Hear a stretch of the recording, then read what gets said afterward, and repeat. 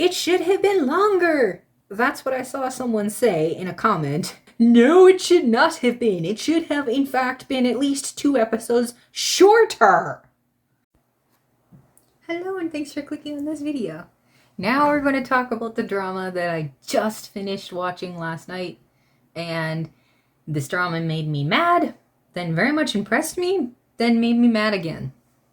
This is one that I actually meant to watch quite a long time ago. And then I think things I heard about it, reviews of what other people said about it and stuff like that, kind of slightly made me go, And then I kind of forgot about it, kind of got too excited about other stuff, and it got put on the back burner on hold for quite a long time.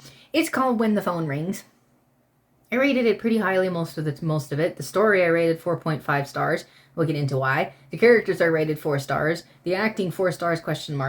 The music was average. I didn't really have an opinion either way on it, so it was 3 stars. The rewatch value was maybe as low as 2.5, maybe 3. And that is because, like I said, I was mad at it, then I was very impressed with it, and then I was very, very mad at it again. So, I want to get into why. Because I would still say this is a really good drama to go and watch, but I had some things about it.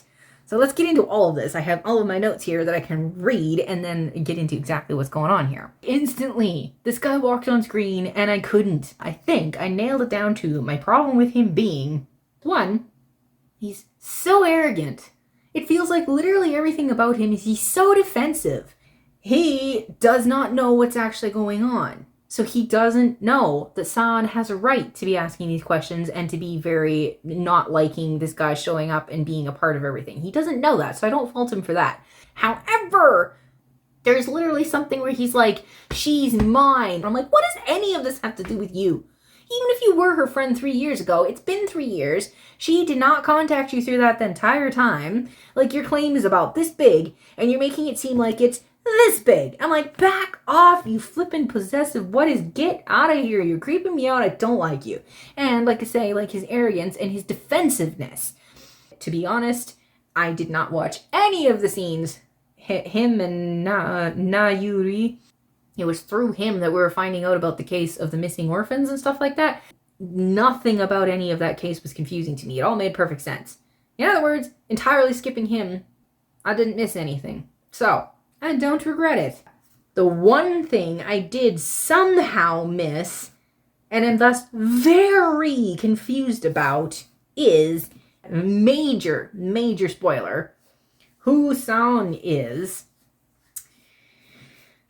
Suddenly they kept saying, I think it was Jung Ho, they kept saying it was his son, and I'm like, I thought they were saying this because, you know, like the metaphorical or whatever the right word is, where it's like, he's so like him. No, he's not. They said that more than once. You're so like him. You're definitely his son because you're so like him. I'm like, from what I know of that guy, he's literally nothing like him. What the crap are you talking about? But even if you get past that, the thing is, I thought it was because, like, it was him that decided to bring this kid into the family. So he was the father of, is kind of how they were saying it, where it was like, you know. And then all of a sudden it's like they flipped it around and were telling me that his basically adoptive grandfather was actually his biological father. Is that what they're actually saying? It seems to be what they're actually saying, especially when by the end of the drama, when he changes his name, he kept the same last name. So it seems like they're saying he really is. But see, one of the other reasons why that doesn't make any sense to me is because that paper, maybe I should have paused it and translated the paper. The only thing that it translated for me was to say the DNA did not match. Okay, if he's not the guy's son, no, the DNA would not say that they're father and son. However, if he is the biological son of the grandfather, then Sion and the guy that was supposedly his father are actually biological brothers, which means even if it's half brothers because they don't have the same mother, it should not have said that DNA did not match. It should have said that their DNA are not father and son. It would have said that they're biological siblings. So unless the paper did say that and the subtitles just didn't translate it for me, I'm so confused on all of this. I'm so confused how that came about. I don't understand. I'm like, where did I miss it? Where? Somebody please explain to me. If you have seen this drama and therefore you're listening to this section that's marked as major spoiler, if you know the answer, please put it in the comments because I'm so confused how I missed that. Okay, that was a kind of general whatever. Now I'm going to get into very specifically why it made me mad part 1, skip over to why it made me mad part 2, and then we're going to go over into what impressed me about this drama. The second short I did, I titled it When a Hyper-Logical Brain Meets Humor. Okay. One of the comments I read on my drama list, I think it was, said, okay, I don't usually read comments ahead of time, but like I say, with this one, there was something other reviewers had said something about this drama that made me kind of, do I really want to take my time on this one? Maybe it's not as good as I was hoping, because they were seeming to say it was a complete letdown and all the rest of this stuff. Now, I think I know what they mean. Some of the comments, like what I read, the comments we're talking about, they're partially accurate. There was things about it that, no, I didn't agree. That wasn't where I had the problem. There was, like, for instance, the one comment said something about the first 4 episodes were, like, super good and all on the edge of your seat and all that stuff. And I'm like, those were the episodes I had a huge problem with because of what made me mad part 1. And then they were saying something about episodes 5 through 8 were dragging and repetitive and boring and something or other and not as well done. And I'm like, I actually really liked those episodes. And then I can't remember if there was something else that they said. And then they said... and then it devolved into, and I can't remember how all I remember is those words. It devolved into, and I'm like, okay, that's the part that I probably agree with, because, yeah, why it made me mad part 2. Those last 2 flipping episodes with the, part 1 first. Part 1. She was the biggest idiot on the planet, rivaled only by him when he took 5,000 years longer than he should have to realize it was her. Okay. Somebody in one of the comments I was trying to say said something about, remember it came from a webcomic, so you know, lower your standards a little. I'm like, okay, I agree, but at the same time, this is the kind of thing, this is editing. You can make it stronger, you can tweak it in order to make it make a little more sense, or work a little better. Maybe I should go back and check. I'm positive that he said, well, the phone was on so she could hear him, that he believed this was a scam call. There was no pictures, there was no videos, there was no voice. He wasn't even using the wife's phone, her number coming up, anything. He had 0 reason to believe that this was real. That guy gave no proof. And like in the middle of what he's trying to do, and this number won't stop calling him. And he has 0 reason to believe it's true. And yet, despite all of that, the reason his wife flips out and decides to take the phone and take matters into her own hand and go after him is because she believed that he meant it. And then the fact that she took that picture, there's only 2 ways that guy would have that photo. Only 2 ways that someone would literally, the angle she took it at and everything. 1, she gave it to him. In other words, she's having an affair with somebody. Or 2, he literally had her kidnapped and was doing horrible things that would land him in jail for life to her in order to get that picture. And yet she's shocked when her husband comes home and tries to investigate and find out. It's like she literally forgot who she is while she's on the phone with him. She's supposed to be the bad guy that's threatening him. Literally the clues and everything she was saying that she was giving to him, he should have caught on a little quicker, and then it took the cherry on the top when, like, literally he walks in on her on the rooftop and still doesn't realize that it's her. I'm like, that was the cherry on the cake. That was exactly when he should have realized, and that was what they should have changed. They should have changed that slightly so that it wasn't so glaringly obvious. There is absolutely no way under the sun, no matter how strong your denial is, there's no way that you can walk in that situation, know everything you already know, walk in on that, and then not realize that it's her on the phone.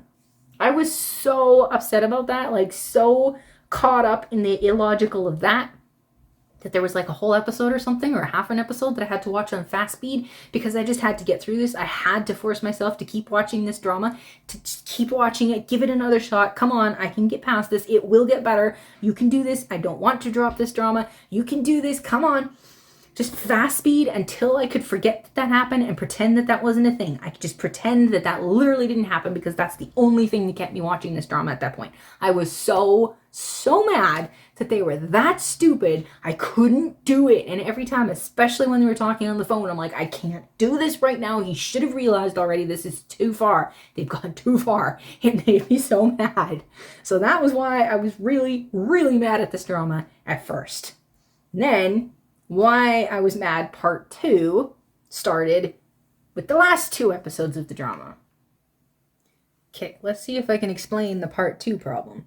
There's 2 things about it where it's like, one of them is a much bigger picture of not everybody's going to necessarily agree with me, probably plenty of people that won't agree with me, but at least hear me out and see the viewpoint. And there's another part of it that's just the logistics of how you're telling a story, and I'm telling you, nobody appreciates it when you write your story like this, okay?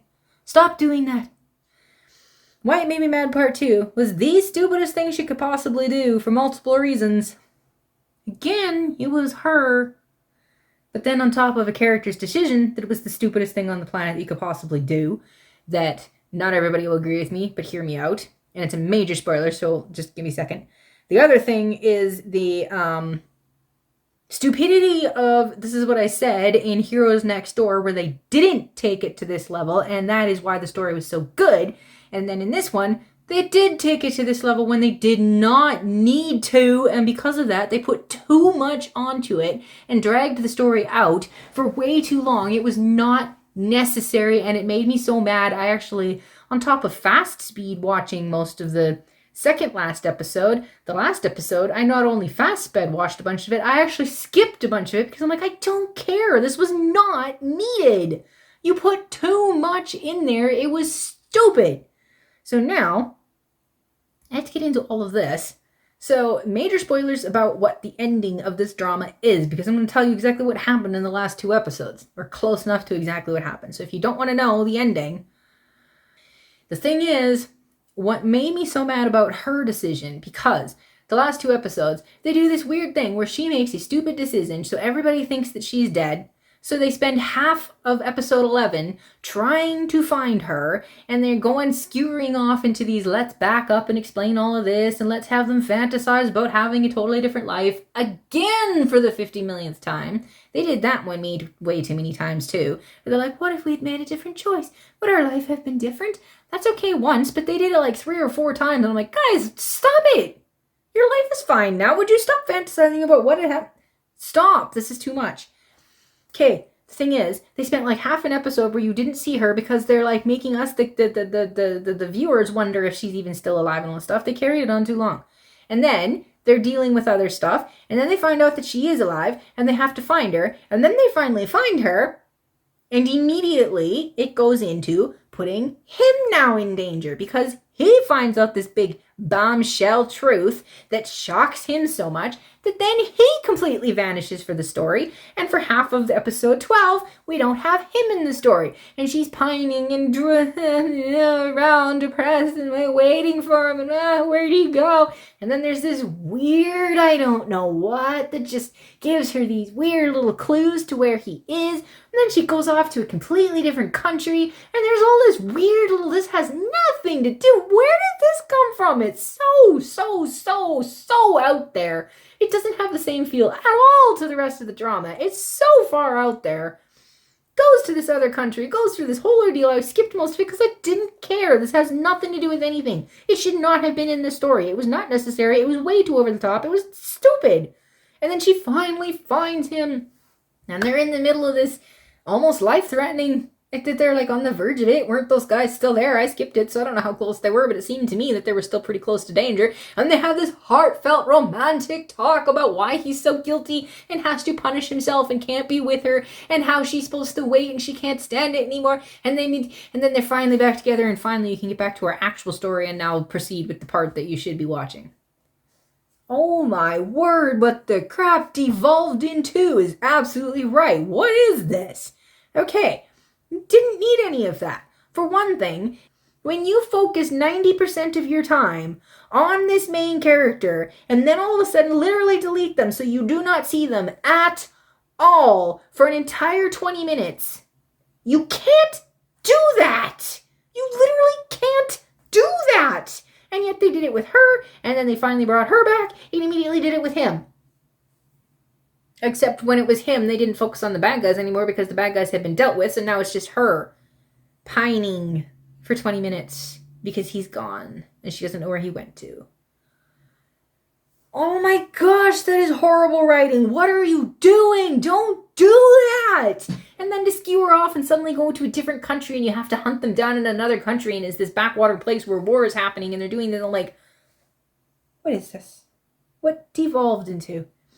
But then the other problem is both of them made stupid choices. She made a stupid choice, but she's like, it's my job to protect you now. And I'm like, this is what I'm talking about in Heroes Next Door when I said there's more than one way to do this. Would you stop going into the realm of this is not what you're capable of? She up and decides that the way to protect him is to get rid of the bad guy so that the bad guy will stop hounding him. But the only way to get rid of the bad guy, she up and decides she's got to kill him, which means she's also got to die.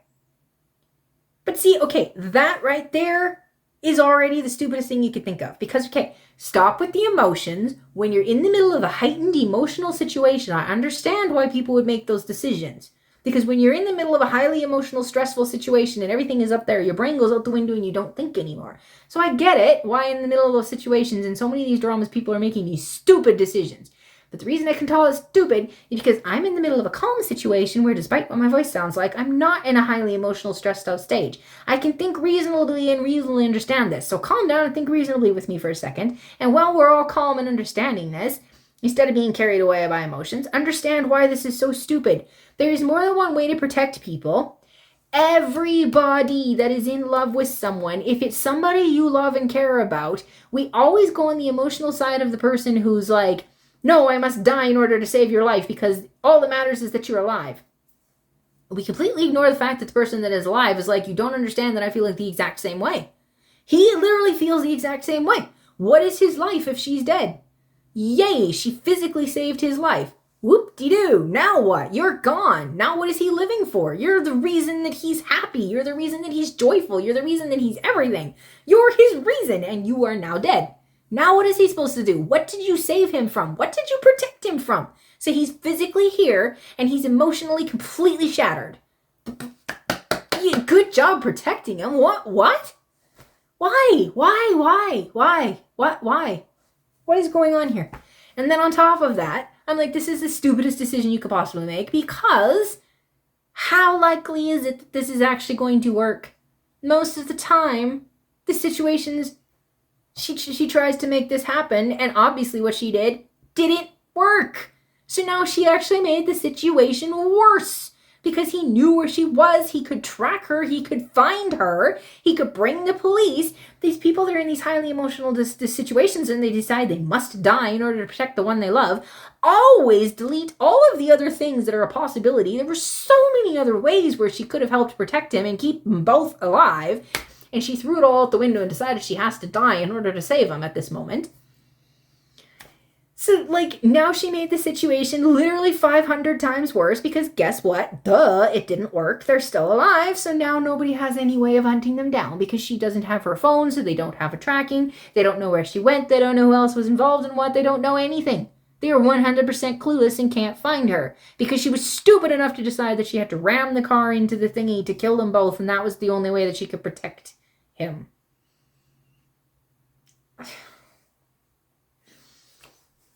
And then the reason he disappeared is because they took it way too far over the top. And this is why I'm saying the thing that I was intensely confused by.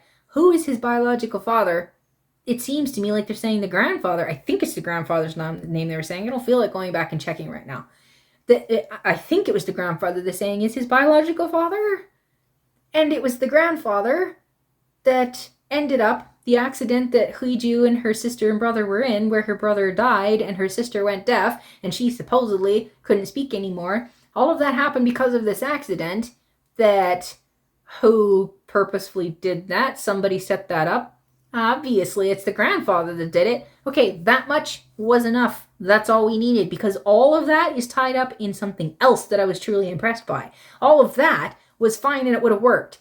No. They had to add the stereotypical, way overused, stupid response of, well, he's my biological father. His blood is running through my veins, and it's him that did it to the love of my life. Therefore, I must be punished.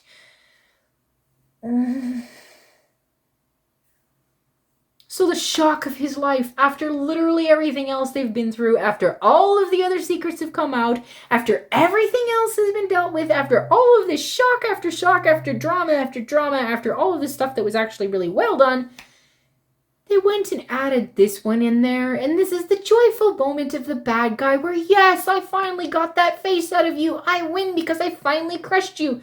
Because I told you that your biological father is the one that caused the accident. So therefore you're evil and can't be with her. Oh my word. And this is what makes him vanish for at least 6 months before she finally hunted him down. Oh, that was way too over the top. Oh, that was unnecessary. Oh, that was stupid. And then they went and did all this really weird, confusing, whatever, whatnot stuff to drag it out by making it look like he had been shot. And I'm like, what is wrong with you policemen? And then it turns out that was just a dream. But then there's all like, oh my gosh. Oh, it was stupid and unnecessary. It was just so unnecessary. Like, it is so prevalent in their minds, in their culture, that the sins of the father are obviously transferred to the son purely because they're biologically related. Like, no, that is an incorrect belief that needs to be corrected because that is 100% wrong. But even if you did believe that, that does not have to be in literally every single one of your stories. There can be a story where that is not part of it. In my opinion, if you are telling me that his biological father was the grandfather, that should not have been part of the story. That was unnecessary. They had everything else set up so well. He should have been an unknown. We never should have found out who his biological parents were. Or it should have been some random people over there that had nothing to do with anything. It did not need to be, and it should not have been the grandfather. It just shouldn't have been. That added a layer that did not need to be there. Everything else was so impressive. The way the bad guys were set up and everything that was happening, what I'm going to get into next, that was so impressive that this was not needed. They already did all of this with his huge, everything that happened to him in the past, everything that happened with her in the past. It was big enough.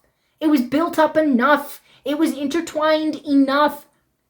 I know that in Korean dramas and Chinese dramas especially, they love to do this thing where they're connected in the past and they forgot or they didn't know, and then here they are in the present as adults, and it was fate because they were connected already back here.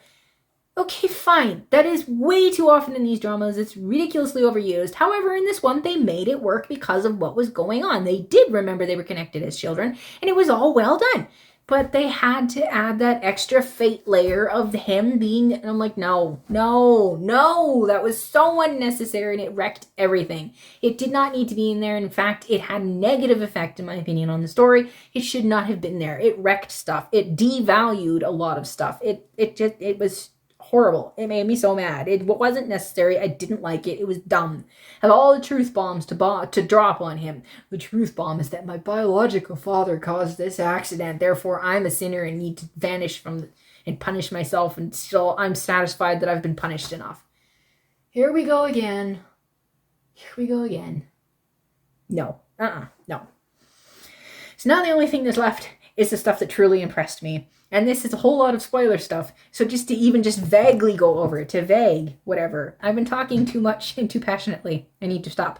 But I want to see if I can film this first. I mean, the fact there were real bad guys and she took the phone from them.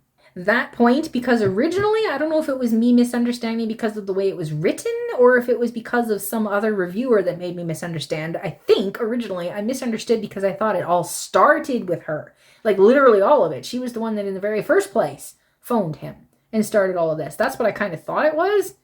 And I'm like, how is that going to work for 12 episodes? But that's actually not the case. There actually is a bad guy that started all of this. And then she got so upset about what she heard that she threw a fit and stole the phone. And from there, for the next several episodes, it's her that's on the phone. Okay, that makes more sense, and that actually works. It's the whole concept of her stealing the phone from the bad guys and then pretending to be the bad guy. And the fact that once they're actually talking to each other, I mean, if you don't think that communication is important, how is it that you constantly see in these dramas where people refuse to talk to each other and there's no communication happening? And then the minute they start talking to each other, everything gets resolved because they're actually talking to each other. And then if you think that communication is not all that important, and it's perfectly understandable and fine because, oh, they were emotional, so of course they couldn't talk with each other. So like, what?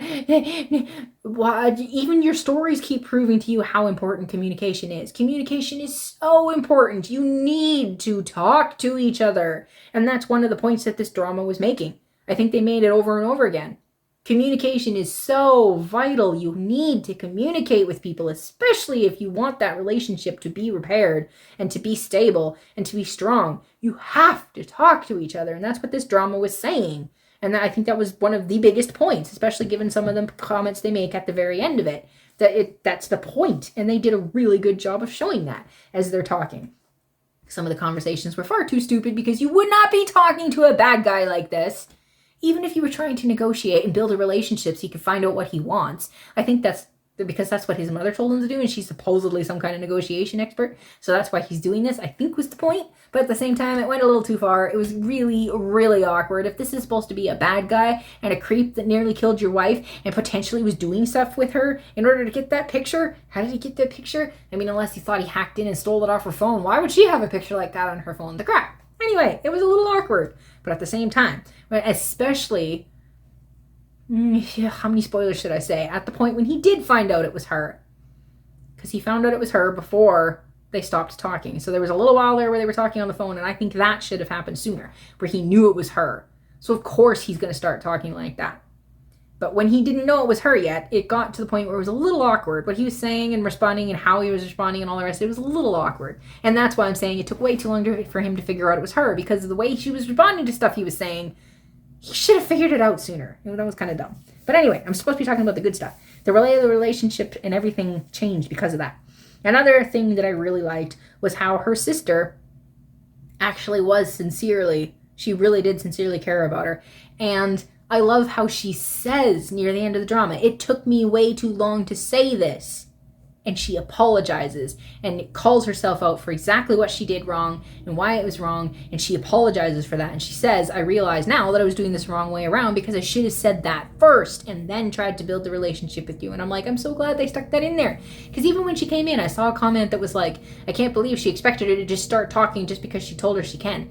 I don't know exactly how they were meaning that because like I was skimming the comment and it's just reading. I couldn't hear the way they were saying it. But to me, for once, when I got to that point, I thought it was like, I'm going to hate this girl because like she's just pretending and she actually doesn't care and all this stuff and she's just being an arrogant jerk or something about it or whatever. But that's not the impression I got. I got the impression when she said that, she didn't necessarily expect her to just instantly start talking there. I kind of felt like she was more like, I'm going to stop holding you to that. It's not like I'm giving you permission to talk now, but I realized that it was my fault that you weren't talking, and I'm telling you now that I was wrong for that, and please start talking again. You shouldn't have had to stop in the first place is the thing. You shouldn't have had to stop in the first place, so don't let me hold you back and tie you down. Don't let anybody tie you down. Now, if you want to start talking, do it. I want you to be able to do this again. That's more the impression I got when she first said it. That's what I felt like she was saying. And the thing is, if she had made it more clear that she realized how wrong she was and apologized properly, maybe it would have come out better. But even when she didn't, that's the impression I got. And that's why when she first came in, I was willing to trust her more. And then it made it look like she was just being a jerk trying to break them up. And then you realize, no, she really does honestly care about it. And it's another case of actual healing and where she grew because she actually genuinely realized the mistakes she was making and she apologized and she changed what she was doing in order to make up for that. And that goes right along with one of the reasons why this drama was epic was because somebody that did a review on it, I got the impression that they were entirely blaming Saun.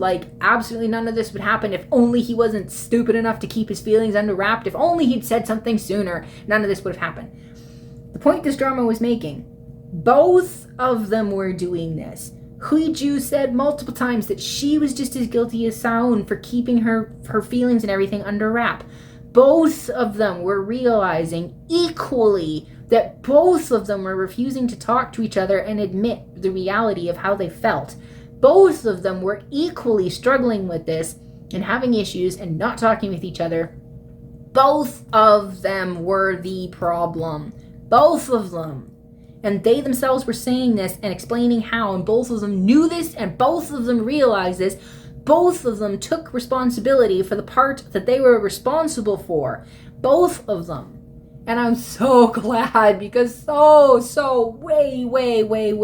too often in these dramas, it's usually the guy that ends up taking all of the blame, and it's entirely his fault. And the girl, there's nothing wrong with her. We have to understand how emotional she was, so it makes perfect sense that she'd do all of this, and she didn't do anything wrong, so she doesn't have to change. I'm so sick and tired of that message. Both of them knew that they were both equally to fault for all of this, because neither of them would communicate properly with the other. And once they both started communicating and being honest and apologizing and taking account for what they did wrong and fixed it, it was epic. I loved that about this drama. That part of it was so well done. So well done. So the entire setup of who the bad guy was, everything he did as a kid, everything done to him, all of it. I was like, oh my gosh, this is one of the most well done bad guys.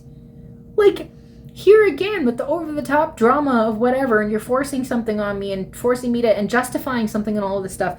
This was one of the most relatable, understandable bad guys I have ever seen. Like, the build-up of what, not to mention, everything that he did as a child. Here we go again. I'm trying not to spoil it, so I'm trying not to tell you, but the adults in his life, I'll just say that. He was literally a child when he was doing this. A child. Although, I mean, I don't know. The actor they used for him, I swear, that kid looked like he was maybe 12 or something. But they were saying he was the same age as Saun, and they were saying that Saun was like 15 at that point. So how old was this kid when he was doing all this stuff? Was he less than 15? I mean, if it was 15, that the stuff done to him was done to him, then he was younger than 15 before that. But, like, at what point was he doing all of this? Because the actor and whatnot, it felt more like he was maybe 12. But okay, even if he's 15, he's still pretty young. But the thing is, the adults in his life handled that so badly. Here we go again with how do you protect people? This adult was supposedly trying to protect him. And I'm like, in order to protect someone, you can't just cover up stuff like this. You have to actually deal with it. You have to know that it's real, and you have to deal with it honestly and correctly. You just cover it up, and look what happened. You weren't dealing with it, and therefore, ultimately, you were not protecting him, and it's not because he almost died. That is not where you failed to protect him. You failed to protect him way before that. You failed to protect him when you failed to deal with what was happening that led to him almost dying. That was where you failed. Way back here. And so often in all of these dramas, it's like, my love for my child made me cover up everything they did. I just loved them so much I was trying to protect them. No, this is another big mistake. Covering up what they're doing and refusing to deal with it is not loving them, and it is not protecting them. And again and again and again and again and again and again and again in these dramas, even in the dramas, never mind in real life, you are seeing that I'm right.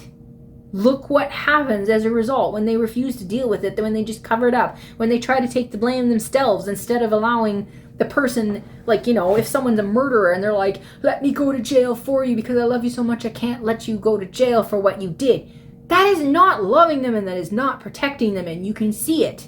You can see it over and over again, and even in the stories, never mind in real life. So you know I'm not wrong. You know. And yet. But yeah, and how Saun was involved, except, like I say, the confusing part. That's why it wasn't necessary. There was so much else there. He was already involved, deeply involved with all of this. He was already there in the childhood stuff. There was already that faded connection of childhood. It was already enough. You didn't need to add that other layer that I already complained about. So, and then there was like the whole orphans and that spoiler, and how that spoiler was involved with the second bad guy. How that bad guy was involved and everything that happened before and all the rest of that kind of stuff. Okay, major spoiler here, but I have to say this, okay? The other bad guy, who it is, because of who it is, in the drama, there's a point where it looks like I thought they killed him. This other bad guy, I thought he died. There's literally, usually, like 98% of the time, this character dies. This character type dies. because it turns out this other bad guy was misunderstood something and was misled and was doing what he was doing because of false information that he didn't know was false. He was very much being manipulated and used and didn't even know it. And because this already happened in the past, and then I thought they killed him here, I was like so mad and I was ready to drop this drama, and I hate this drama. It was the worst drama I'd ever seen in my entire life. And then I found out he didn't die. Oh, and then on top of that, he survived all the way through the drama. Oh my gosh, I was so relieved. For two parts. One, because that's the stereotypical way that these characters are dealt with. They always end up dying, and I'll explain why in a second. And two, because this already happened in his past. You can't kill him that way here. You just can't. And yet they have done that in stories before. Okay, because of the stereotypical of who he is, they do that way too often in these dramas. Yes, you made a big mistake, but it's okay. No matter what you did, we will forgive you. And they go, no, the only way to redeem myself is to die saving your life instead. Oh, I'm sick of that scenario. Oh, I'm sick of it. Koreans and Chinese do it way too often. I can't remember right now if the Japanese are just as guilty. They do it way too often where they're like, no, this is the only way to redeem myself. And then they literally die saving the main character's life or something like that. They give up their life in order to save them. And I'm like, so sick of it. It's way, way too overused. So overused that it's like, it doesn't work anymore for me. It doesn't matter how well you do it. It just doesn't work for me anymore because you do it way too often. So then I get the shock, literally shock. That is how rare this is, that I was literally shocked that he didn't die. And then on top of that, it was so beautiful. This story and its reconciliation stories. Major, major, major spoilers. Not only did he not die, he served his time. And that relationship that Saon and him had was repaired. He's with him again at the end of the drama.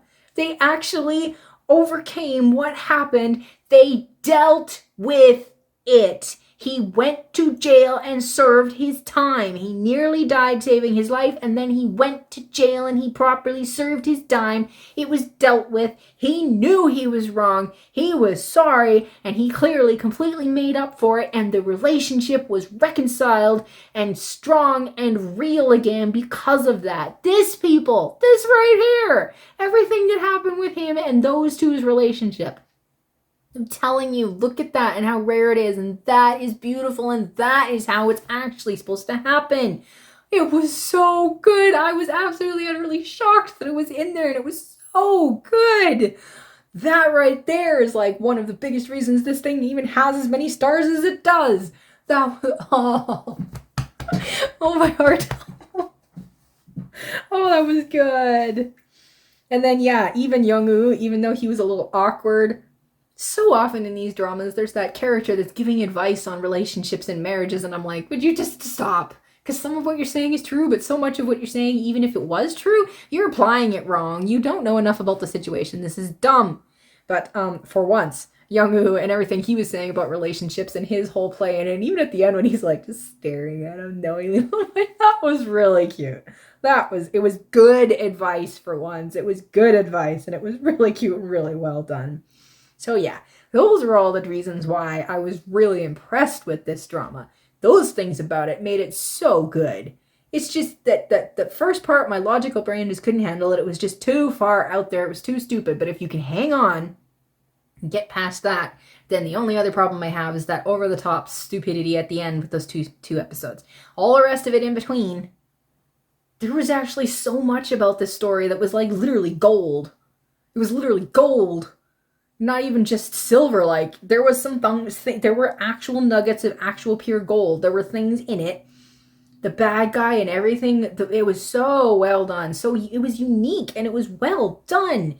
Both bad guys and everything that was happening to them, and it was tied together. All of the little loose ends. There were no loose ends. It was so well done, which is why that other thing was not necessary, because everything else was so strong and so well put together. It was so good. So yeah.